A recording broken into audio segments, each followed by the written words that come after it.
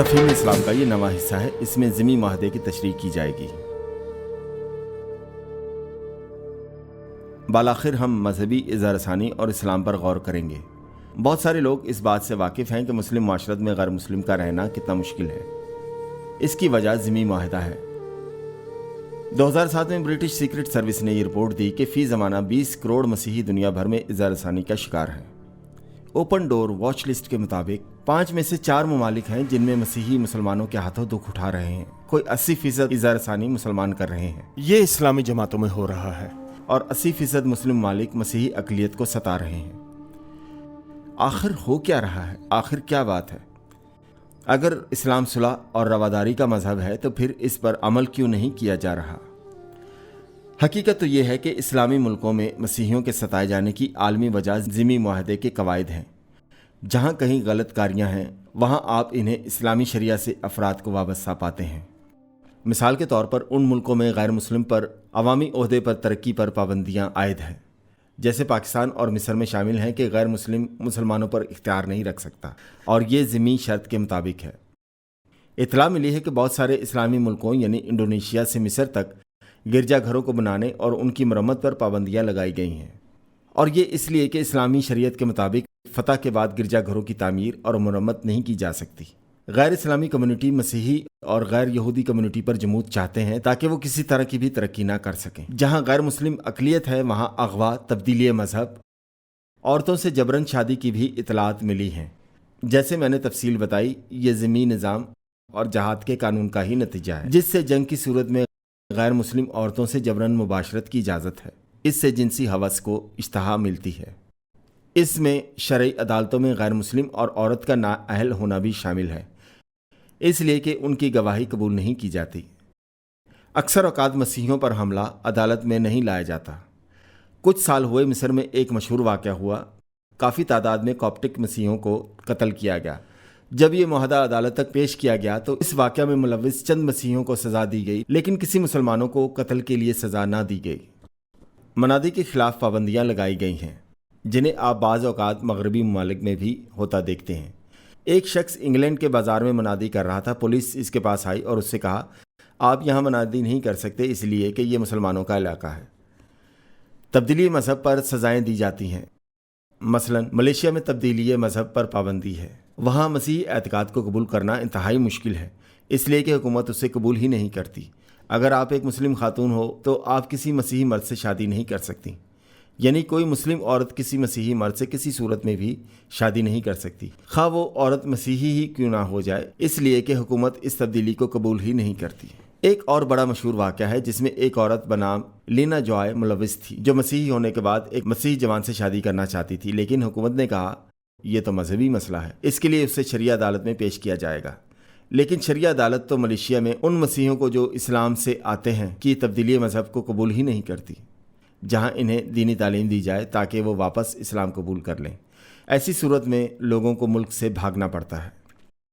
Lord Ahmad ने London में कहा, अगर यूनाइटेड किंगडम में गेट बिल्डर्स को पार्लियामेंट में आकर कुछ कहने दिया गया तो लंदन की गलियों में फसादात फूट निकलेंगे।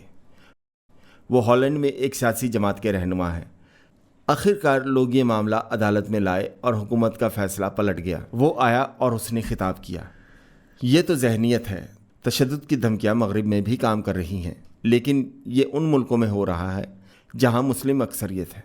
गिरजाघरों की तबाही, नौ मसीहियों को दबाना, मकामी जमातों से जजिया की अदायगी, लड़कियों का अगवा जहाँ उनके ख़ानदान इन्हें वापस नहीं ला सकते, कि मिस्र में बहुत सी मिसालें मिलती हैं। नाइजीरिया में अवाम के तशद्दुद का दबाव, गिरजाघरों को तबाह बर्बाद करना और बाकायदा कत्ल गारत करना आम है। शरिया कानून एहसास कमतरी होने की सिफारिश करता है, जैसा कि पाकिस्तान में गुस्ताखी रसूल का नफाज, जिससे मसीही खौफ महसूस करते हैं। ये उनके लिए कानूनी ज़ाफ है कि उनका मामला शरई अदालत में ना चलाया जाए। कुछ साल पहले मैंने इंडोनेशिया के शहर अकिया में गिरजाघरों की तबाही का एक मुआहदा पढ़ा। मसीह कम्युनिटी ने एक दस्तावेज पर यह कहते हुए दस्तखत की कि वो गिरजाघरों को खुद मस्मार कर दें ताकि मुस्लिम कम्युनिटी को निकल कर इन्हें तबाह करने से रोका जाए। तंजन यह बयान दिया गया कि मुसलमानों की जिम्मेदारी के तौर पर मसीहियों को अपने गिरजाघर तबाह करने की इजाज़त दी गई है, ताकि ना तो उन पर हमला किया जाए और ना ही इन्हें कत्ल किया जाए, इसलिए कि मुसलमानों को उनकी फलाह बहबूद की फ़िक्र थी। आपने देखा कि मुस्लिम इलाकों में इस किस्म की हरकतें हो रही हैं। آپ اس کے متعلق کیا کر سکتے ہیں؟ دوسرے لیکچر میں میں خدمت کے وہ اصول بتاؤں گا جو ایسے روحانی اصول ہیں جن سے لوگ اپنے خوف، ذلت، احسان مندی اور احساس ندامت سے آزاد ہو سکیں، جو ضمنی اصولوں کا نتیجہ ہیں۔ ہم نے ان دعاؤں کا لوگوں کی زندگی میں تبدیلی لانے کے لیے بڑا مؤثر اور پرقوت پایا ہے تاکہ وہ خدمت کا کام کر سکیں۔ میں ان کو جو مسیحی گھرانوں سے آتے ہیں اور مسلمانوں میں کام انجام دینا چاہتے ہیں وہ ان دعاؤں کو پڑھیں اور خدمت انجام دیں اور مسیح میں اپنی آزادی کی منادی کریں اور ان محرکات کو سمجھتے ہوئے دلیری سے کام لیں۔ سکوت توڑنے کے لیے ہمیں کچھ چیزیں کرنی ہوں گی اور وہ یہ ہیں: ضمنی تاریخ سے انکار، یہ انکار شدہ تاریخ ہے اور تاریخی پردہ پوشی ہے۔ ہمیں بات کرنی چاہیے اور اسلامی حکومت میں رہنے والے مسیحیوں کی عملی مدد کرنی چاہیے۔ ہمیں دیانتداری سے جو تاریکی کی فوجوں کے پیچھے ہے کہ خادمے کے لیے دعا کرنی چاہیے۔ ہمیں مسلمانوں کے ساتھ مساوی حقوق کے اصول پر زور دینے کی ضرورت ہے۔ مسیحیوں کو مسلمانوں سے ایسی باتیں کہنی چاہیے۔ آپ روم میں مسجد بنانا چاہتے ہیں، ہم بھی مکہ میں گرجا گھر بنانا چاہتے ہیں۔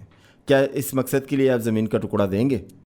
آپ مسلمانوں سے کینیڈا میں اچھا سلوک چاہتے ہیں، کیا بتانا پسند کریں گے جبکہ 50,000 مسیحی سعودی عرب میں ہیں، ان کی عبادت کے لیے ایک بھی گرجا گھر نہیں؟ کیوں؟ مسیحی حقوق یہ وہ اصول ہیں جو مسلمانوں کو سوچنے پر مجبور کرتا ہے کہ ہم سب کو خدا نے پیدا کیا، تو پھر ہم ایک دوسرے سے عزت سے پیش کیوں نہیں آ سکتے؟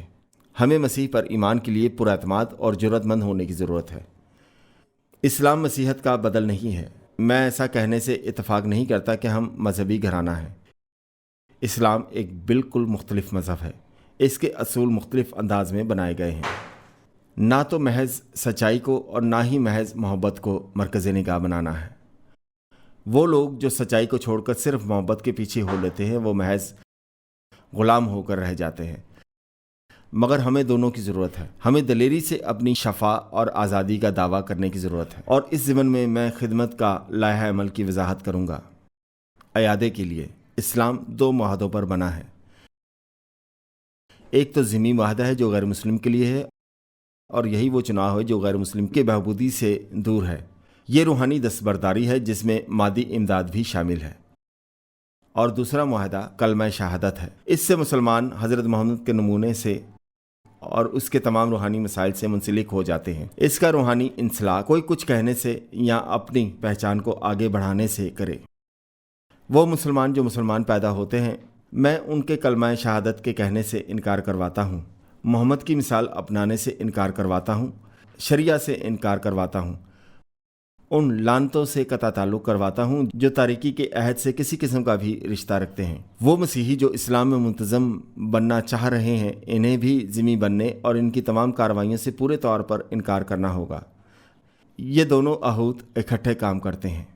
مسیحیوں کے لیے ممکن ہے یہاں تک کہ وہ مشنری جو خداوند سے والہانہ پیار کرتے ہیں اور مسلمانوں سے بھی محبت کرتے ہیں، وہ بھی ذمہ عہد کے اچانک زیر اثر آ سکتے ہیں۔ لازم ہے کہ ان باتوں پر روشنی ڈالی جائے تاکہ جیسی وہ ہیں نظر آنے لگیں۔ کلام مقدس اس کی بار بار وضاحت کرتا ہے۔ ایسی باتوں کو چھپانے سے کچھ حاصل نہ ہوگا۔